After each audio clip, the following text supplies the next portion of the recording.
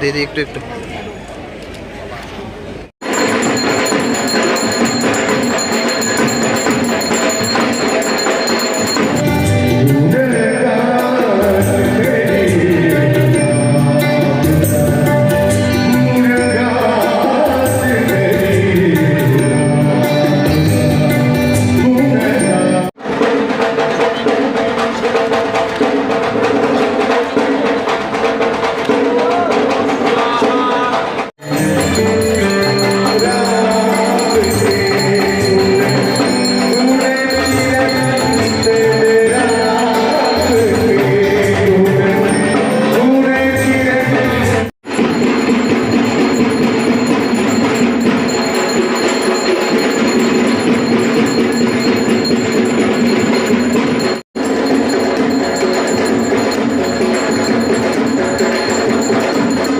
আমরা আজকের এই দিনটির জন্য অপেক্ষা করছিলাম এবং মাননীয় প্রধানমন্ত্রীজি নরেন্দ্র মোদীজির যেভাবে রাম মন্দির প্রতিষ্ঠা করেছে সেই জায়গায় আজকের দিনে এখানে রামলালা ওনার প্রাণ প্রতিষ্ঠা করবে এবং সারা ভারতবর্ষ আজকে রামময় হয়ে গেছে।